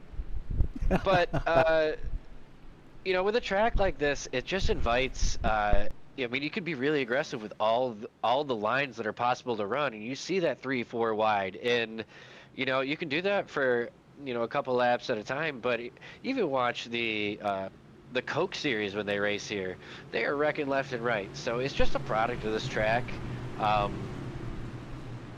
it has been fun. It is fun to watch when these guys get so spread out. So we're gonna have an exciting finish here to finish this off. Absolutely. 2x2, side by side, Noah's Ark situation as we are racked, stacked, ready to send it here one more time. Late night prime time here on Redline Racing Network. Now after 10 p.m. on the East Coast. We want to thank all of you guys once again for taking time out of your day to spend it with us right here on our YouTube network. We spoke about Tyler McMurder and those two tires. It has not gone as well as I thought it would for him, as he's slid back and gone the other way. Lost a couple spots. Going to restart here in 7th, but it's all Travis Barnes. Can he do it again? Sean, take us back to green. Here we go. We got Travis Barnes. He has the trigger. We'll see. You want to game the start because you want to get a good run.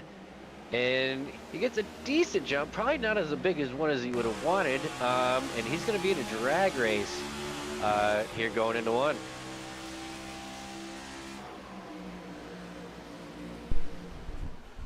All the way down to almost the flatlands for the 7 of Barnes. Oh, here comes the 4. He's going to bonk it off the fence. That's going to cause a mad scatter behind him, a dash. Everyone fanned it out, but we stay green. Yep, and just getting a little 10 in 2 like we've seen all night. He's going to try to take the bottom. He's going to pull the slide job, take the air off the nose of the 4, but the 4 stays in it and stays. Oh, and we have a caution. Back.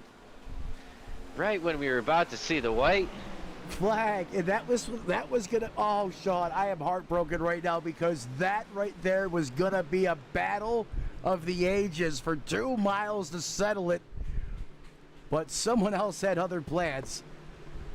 As I believe Patrick Rushton may have been involved in another incident, and it's just been a bad race, or not an ideal race for Rushton, as he's been involved in multiple incidences so far tonight. Let's go ahead and take a quick peek at what happened here with the 73. That Ford has been gotten a lot of airtime tonight for all the wrong reasons, it seems. And man, I have been in races like this where you just cannot buy, something positive at times. And this seems to be the story for the 73 tonight. So go ahead and roll it.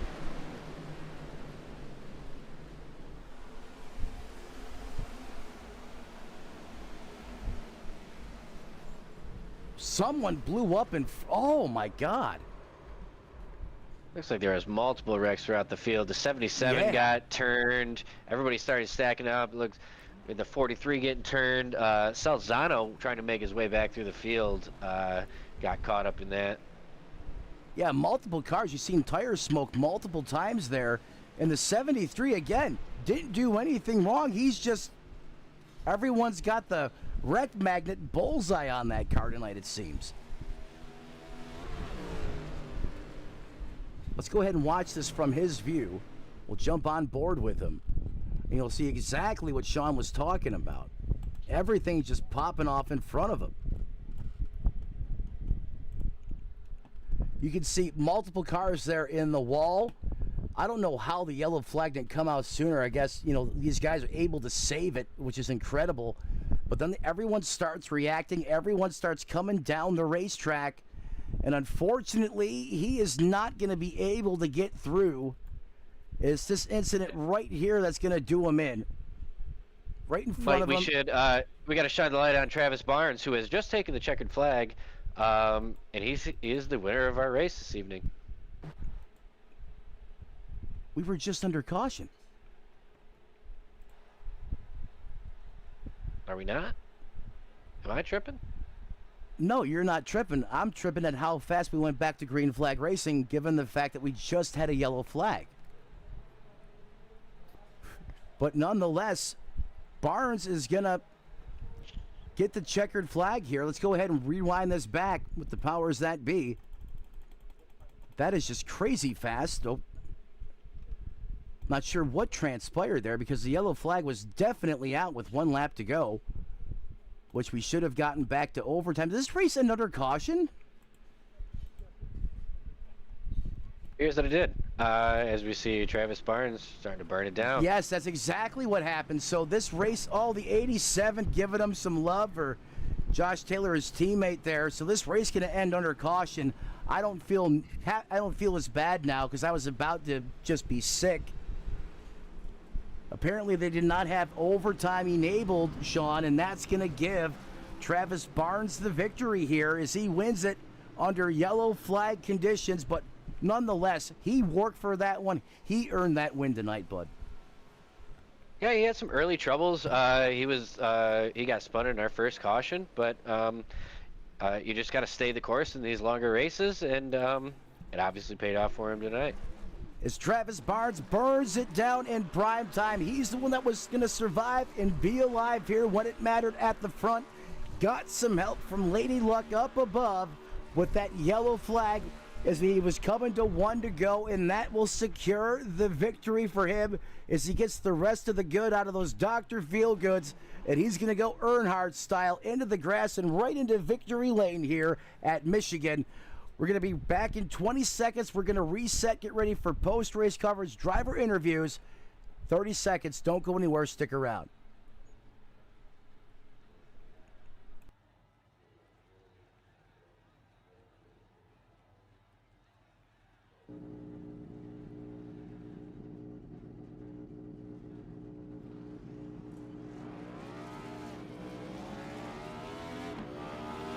Here at TWRS, we're always here to help our squad when they need a little push in the right direction. That's just who we are. We're a beautifully diverse group of goofballs dedicated to driving fake race cars as fast as possible.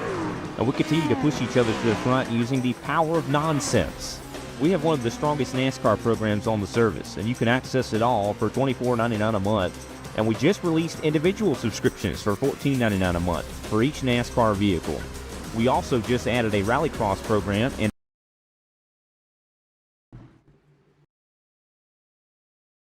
I hear you. Matt, you got me? No, he doesn't have anybody in this Discord. Yeah, I've been just winging it. Like, I can't communicate with him at all or anything. Oh, wow. Race fans, welcome back to Redline Racing Network. I think I heard someone talking there in the background. That could be our leader standing by, but as I was saying, welcome back to Redline Racing Network as we just watched Travis Barnes survive the chaos and the mayhem and win under caution here with a high-octane, high-impact thriller. Matt Metler back up in the Tony Trepass Memorial broadcast booth. Sean Rogers, want to thank you again for joining me here on the broadcast side of things tonight. What's the biggest takeaways you had from tonight's race before we go ahead and interview our top three? Well, we seen the field using all 5 lanes, like I mentioned earlier, mentioned before the race, and it came down. There was a little bit of attrition there in the middle. We had a nice little run there towards the end, but you just had to stay the course and not not get wrecked. So that's that's how Travis Barnes got wrecked early, and he came back through the field, and we have him in victory lane now. And standing by with us right now, that's actually Jason Metcalf from the 29 ride is actually standing by with us up here in the broadcast booth. Jason, you got a copy, sir? I got you, Matt. How are you? Hey, we're doing great up here in the booth. Jason, obviously you come home with a solid third place finish. Walk me through your race tonight and the strategy. It seemed like early you were just buying your time. You knew it was going to be some calamity, some intense moments out there, and it seemed like your plan executed beautifully this evening. How were you able to survive the carnage and the chaos and put your car where it mattered when all was said and done?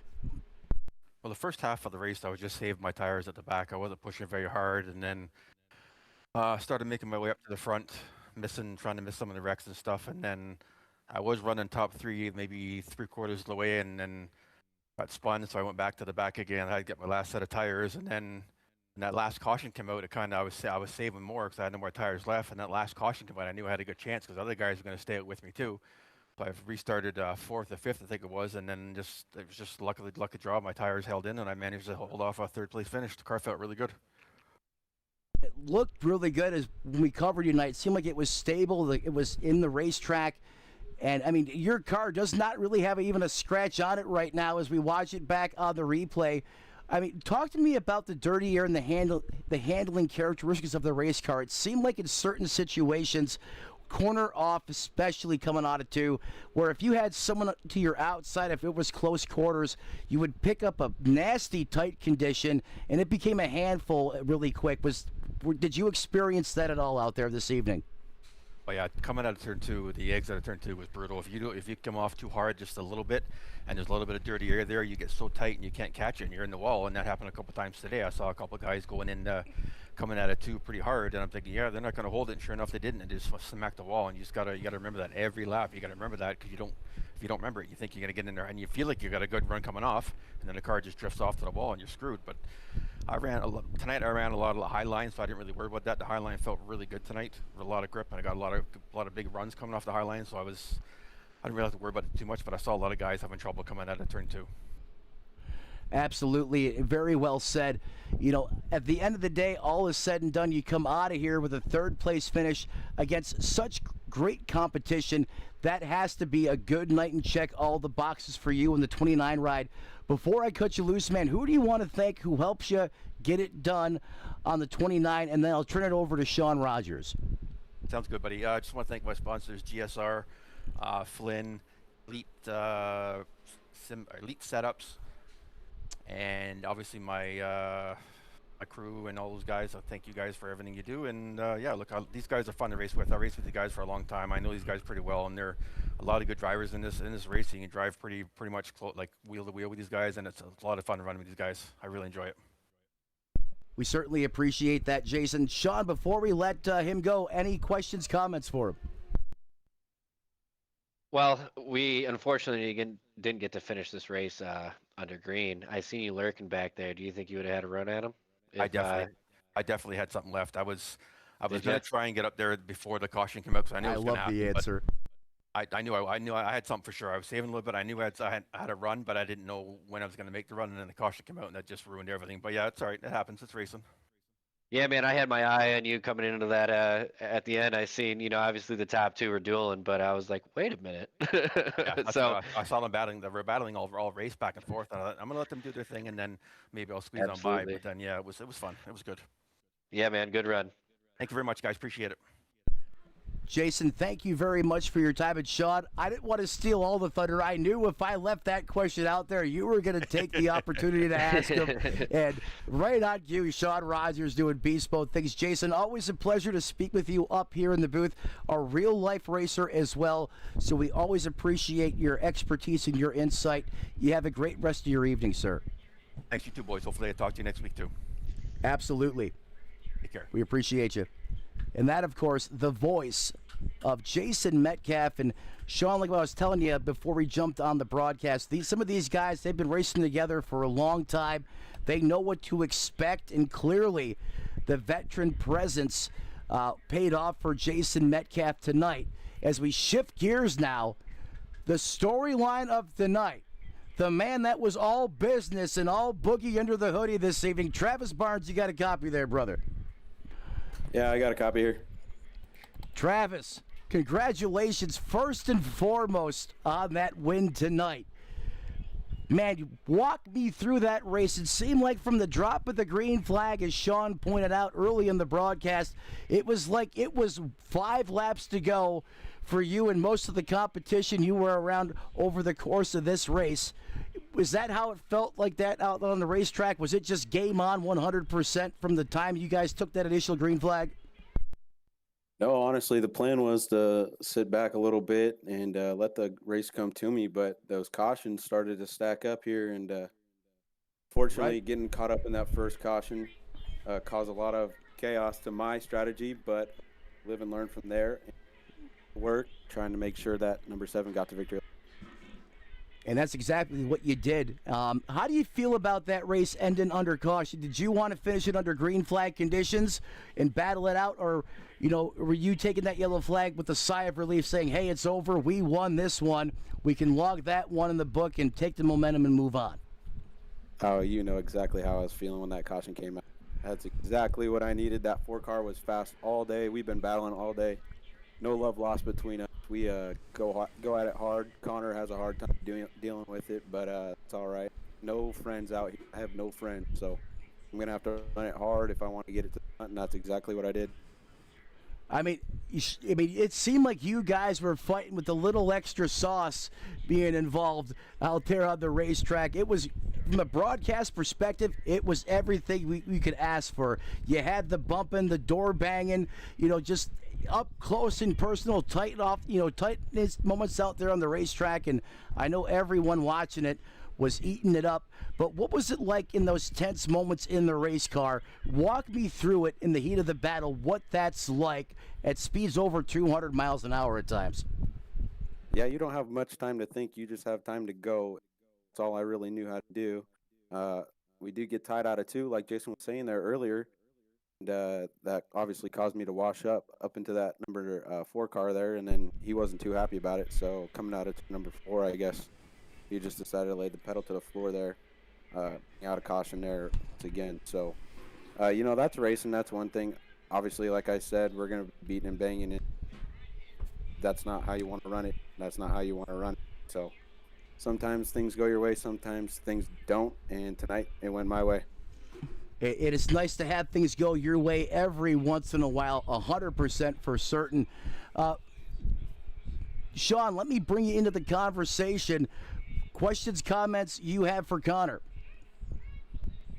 No questions, man. But I just want to say, man, you drove a heck of a race. You really stuck through it. Were there any points in the race where you were thinking, that you weren't going to be able to make it back up front? Because I know you had quite an eventful evening. I heard there was some radio chatter, but you alluded to that you don't have any friends out here. I kind of noticed that because I was listening to the chatter a little bit. So was there any points where you thought, like, man, I don't know if I'm going to make it?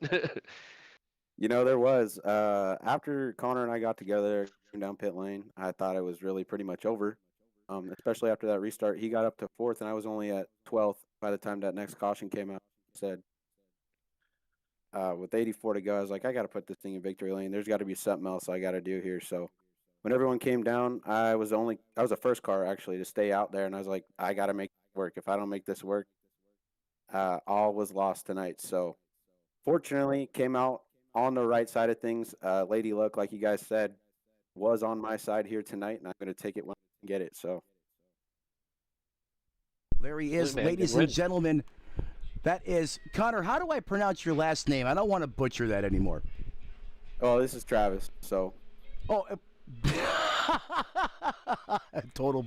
There's my graphics you don't not wanna know what I cooperating gotta with say me. I'm about his sorry last about name, that, so. Travis. You're all good.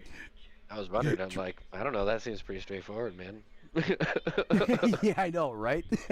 That's my graphics here on my end are not cooperating at the moment. Travis, before we cut you loose, man, who do you want to thank? Who helps you get it done on that Ford Mustang? The floor is yours. Yeah, I got the Entitled Boys Motorsports on iRacing. That's our racing team there. And then in real life, Matthews Motorsports. We're going to go take the number 23 mini stock to Tri-Cities Raceway over here in West Richland, Washington, May 29th. Be hopefully put that thing in victory lane as well. Last year got third, so hoping to improve on that. Well, there you go, ladies and gentlemen. Another real-life racer here in the Nosscar Cup Series. And if you're in his area, go out there, support the cause, show up and support that man. That makes all the difference out there on the racetrack, especially when you're inside of the cockpit of that race car, knowing you got fans in the stands cheering you on. Travis, enjoy this one. Happy for you, man, and we hope we speak with you again really soon. Right. Thank you guys so much. You guys did a great job today. We appreciate that, sir. Thank you very much. All right, and that is going to be 2 down, and we'll see if we have our second place finisher standing by. You heard from your winner, Travis Barnes, and the great Jason Metcalf, your third place finisher. And let's just go scroll through the Discord here one more time, Sean. The 2-ton Hussies are buzzing as they always do post-race. But I am not seeing the other side of that story. It would be, wouldn't it? That's what I want to hear too. But I don't want to go barge into their post-race. In fact, he's not even in there. So apparently, you know what? He just needed to step back and, eject from iRacing for a little bit, and I respect that, especially if you had a race that necessarily didn't go your race. I know I've been in that situation. I'm sure you have too, Sean. So we'll go ahead and wrap up the interview portion of this broadcast. Sean, I got to say, thank you once again for coming on board with me tonight to join me in the Tony Trapasso Memorial broadcast booth. It's been fun. It's been a blast from the past. Really enjoy broadcasting, calling races with you. You do a great job. You don't give yourself enough credit, in my opinion. Final thoughts and takeaways from Michigan tonight. What do you got? Well, first of all, thanks for having me on. It's always fun to come up in the booth. But yeah, I mean, for the race tonight, we got exactly what we expected from a Michigan race. There was maybe more cautions than maybe we would have wanted to see, but ultimately it was a great race. We've seen a lot of 4-wide racing. We've seen a lot of, we're at a really fast track. So, all in all, it was a good night, and I appreciate you having me up here. Sean, it's been a pleasure. Hopefully we'll see you here next week as the Nosscar Cup Series. We have secured broadcasting for most of this season, Sean, so we'll always have a seat open for you here on Tuesday nights. You're always welcome to come back. And, folks, I think there's a good possibility you may see Mr. Roger Rockers following in the weeks and months to come. But I couldn't agree with what you said. That 4-wide racing this racetrack produces is second to none. There's nothing quite like it now in NASCAR, since Auto Club is unfortunately a thing of the past but lives on in iRacing. And the heat of the battle, the thick of it, the show that these drivers put on from the drop of the green flag, it was electric, it was high octane, and I really think it had us on the edge of our seats for the entirety of this race. Yeah, absolutely. My home track, so obviously I'm glad that it puts on a good show. So it gives me a sense of pride. We got the fastest track in real life and in iRacing. So we hold us Michiganders will hold that with pride. Absolutely. Well said. I could not agree more with you, my friend. And that, of course, the voice of the one and only Sean Rockin' Rogers. And with that being said, it's that time, folks, where all good things must come to an end, including this broadcast. Got to thank Team Watson Racing Setups. If you want to put some serious boogie under your hoodie, check out the boys that do more than just race the toys out there on the racetrack. Their Discord, it's a life, it's a way of life, and it's what happens when you combine the line between idiot and moron. Great things happen. That is Team Watson Racing Setups. Also got to think Whitehead Speed Designs. You want to make your car refreshed, get it ready for the new season, or heck, you just want to put some, new design in your ride. Go check them out. That's Whitehead Race Wraps. Tell them Redline Racing Network sent you. He'll make sure they hook you up with a discount as well. Got to thank the partners. Cannot do it without them, and all the men and women behind the scenes. And as the late, great Tony Trapasso said, as you walk down the road of life this week, do us all a favor. Don't play in traffic, and we'll see you next time right here on Redline Racing Network. Good night, everybody.